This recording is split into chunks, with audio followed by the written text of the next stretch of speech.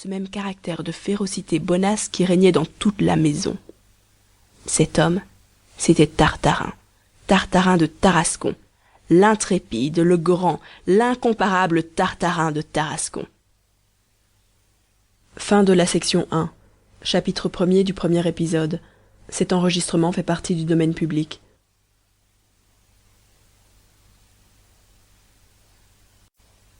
Section 2.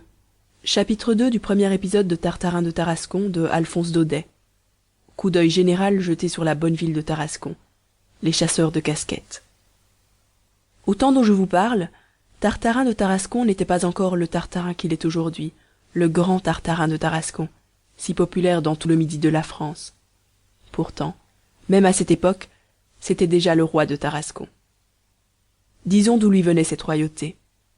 Vous saurez d'abord que là-bas, tout le monde est chasseur, depuis le plus grand jusqu'au plus petit. La chasse est la passion des Tarasconnais, et cela depuis les temps mythologiques où la Tarasque faisait les 100 coups dans les marais de la ville et où les Tarasconnais d'alors organisaient des battues contre elle. Il y a beau jour, comme vous voyez.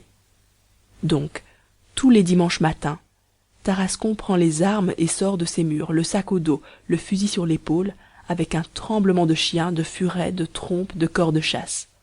C'est superbe à voir. Par malheur, le gibier manque. Il manque absolument.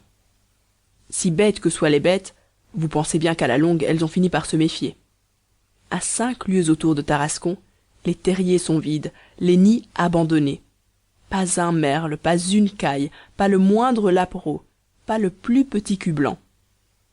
Elles sont cependant bien tentantes, ces jolies collinettes tarasconnaises, toutes parfumées de myrte, de lavande, de romarin, et ces beaux raisins muscats gonflés de sucre qui s'échelonnent au bord du Rhône sont diablement appétissants aussi. Oui, mais il y a Tarascon derrière, et dans le petit monde du poil et de la plume, Tarascon est très mal noté.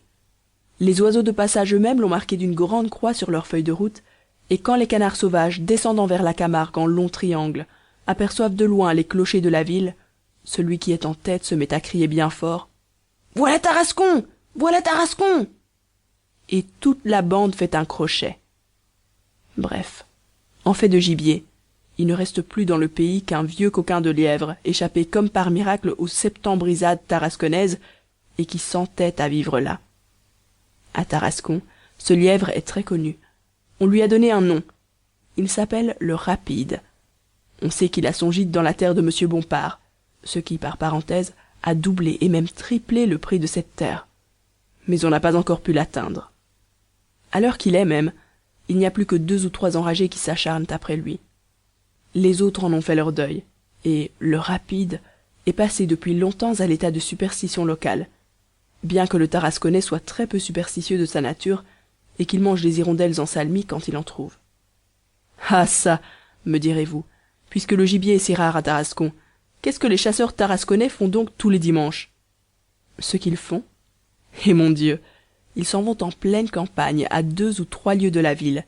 Ils se réunissent par petits groupes de 5 ou 6, s'allongent tranquillement à l'ombre d'un puits, d'un vieux mur, d'un olivier, tirent de leur carnier un bon morceau de bœuf en daube, des oignons crus, un saucisseau, quelques anchois, et commencent un déjeuner interminable, arrosé d'un de ces jolis vins du Rhône qui font rire et qui font chanter. Après quoi, quand on est bien lesté, on se lève, on siffle les chiens, on arme les fusils, et on se met en chasse. C'est-à-dire que chacun de ces messieurs prend sa casquette, la jette en l'air de toutes ses forces, et la tire au vol avec du 5, du 6 ou du 2, selon les conventions. Celui qui met le plus souvent dans sa casquette est proclamé roi de la chasse, et rentre le soir en triomphateur à Tarascon, la casquette criblée au bout du fusil, au milieu des aboiements et des fanfares. Inutile de vous dire qu'il se fait dans la ville un grand commerce de casquettes de chasse. Il y a même des chapeliers qui vendent des casquettes trouées et déchirées d'avance à l'usage des maladroits, mais on ne connaît guère que Bézuquet le pharmacien qui leur en achète. C'est déshonorant. Comme chasseur de casquettes, Tartarin de Tarascon n'avait pas son pareil. Tous les dimanches matins, il partait avec une casquette neuve. Tous les dimanches soirs, il revenait avec une loque.